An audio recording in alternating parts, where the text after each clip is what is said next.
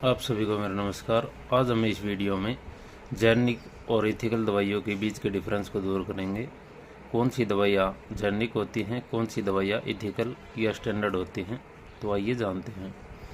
Generic दवाइयाँ वो दवाइयाँ हैं जो हमें मार्केट में सस्ती मिलती हैं, और जो स्टैंडर्ड दवाइयाँ होती हैं वो इनसे बहुत ज़्यादा महंगी मिलती हैं और हर जगह भी नहीं मिलती। यानी कि ये एक फिक्स नाम से, फिक्स ब्रांड से के द्वारा बनाई जाती हैं।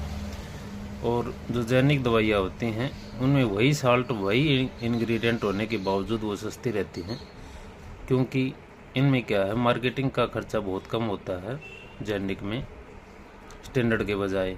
स्टैंडर्ड में मार्केटिंग का खर्चा बहुत ज़्यादा होता है। वे किसी भी सेलिब्रिटी के द्वारा अपना विज्ञापन करवाते हैं और अपने नाम और अपने ब्रांड नेम को ऊपर करने के लिए खर्चा करते हैं, और डॉक्टरों के द्वारा भी अपनी मार्केटिंग करवाते हैं। तो इसी वजह से ये महंगी भी मिलती हैं।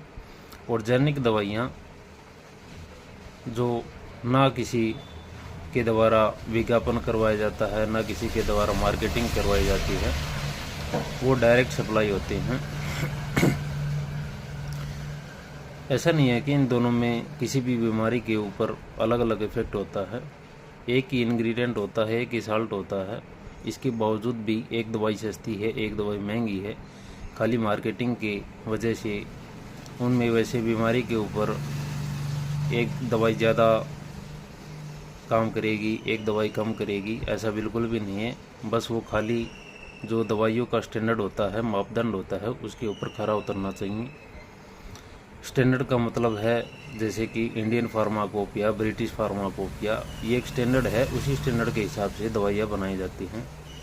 अगर कोई भी दवाई उस स्टैंडर्ड के हिसाब से बनी है तो वो बढ़िया बनी होगी, चाहे वो एथिकल हो, चाहे वो जेनेरिक हो।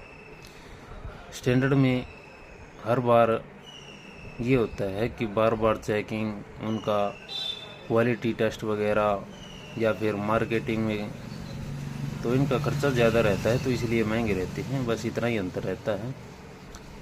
तो आप जान गए होंगे इन दोनों के डिफरेंस के बारे में। तो अधिक जानकारी के लिए लाइक, शेयर और सब्सक्राइब ज़रूर कीजिए। The doses doctor. धन्यवाद।